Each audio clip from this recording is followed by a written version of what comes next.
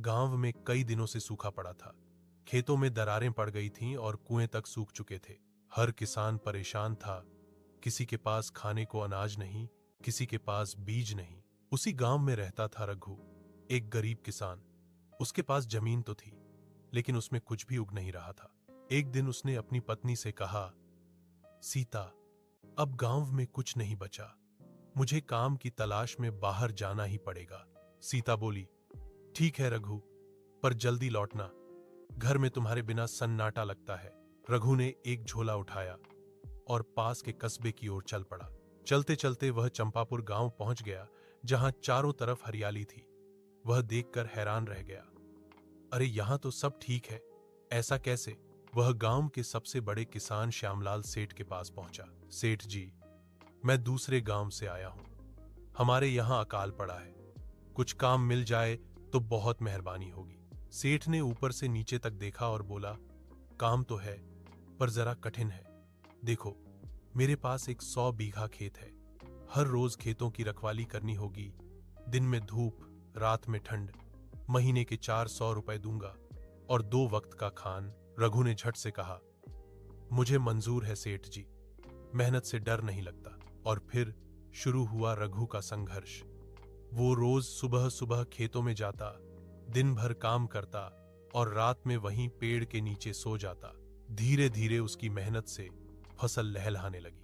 वाह रघु, तेरी मेहनत ने तो खेतों को सोना बना दिया। आज से तेरी तनख्वाह 800 रुपए। रघु मुस्कुराया, धन्यवाद सेठ जी, यह तो मेरे लिए बहुत है। कई महीने बीत गए। रघु ने पैसे जोड़ने शुरू कर दिए। वो सोच रहा था, कुछ महीने और काम कर लूं तो अपने गांव में नई खेती शुरू कर दूंगा। एक दिन वो सेठ से बोला, सेठ जी, मेरे पास कुछ रुपए जमा हो गए हैं, पर मुझे डर है कि कहीं चोरी न हो जाए। सेठ ने कहा, अरे चिंता मत कर बेटा, अपने पैसे मेरे पास रख दे, मैं संभाल लूंगा। मेरे घर में ताले भी मजबूत हैं और पहरेदार भी। रघु बोला, ठीक है सेठ जी, मुझे आप पर भरोसा है। और उसने अपने शून्य सेठ को दे दिए। सेठ मुस्कुराया, बहुत अच्छा किया रघु, बहुत अच्छा। कुछ महीने और बीते।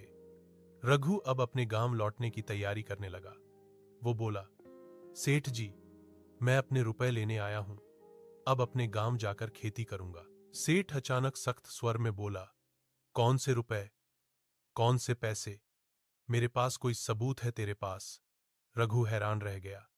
सेठ जी, आपने ही तो कहा था कि पैसे रख जाओ। सेठ ने कहा, देखो भाई, सबूत के बिना मैं किसी को एक पैसा नहीं देता। झूठ बोलने आया है तू।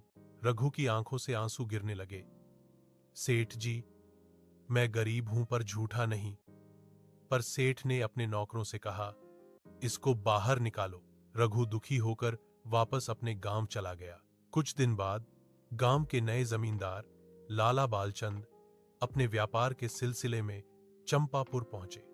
वो सेठ के पास आए और बोले, सेठ जी, सुना है आप बहुत ईमानदार हैं।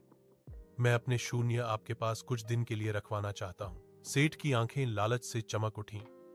अरे लाला जी, मेरे घर से ज्यादा सुरक्षित जगह कोई नहीं, रख दीजिए। रघु उसी वक्त खेतों के पास से गुजर रहा था और यह सब सुन लिया।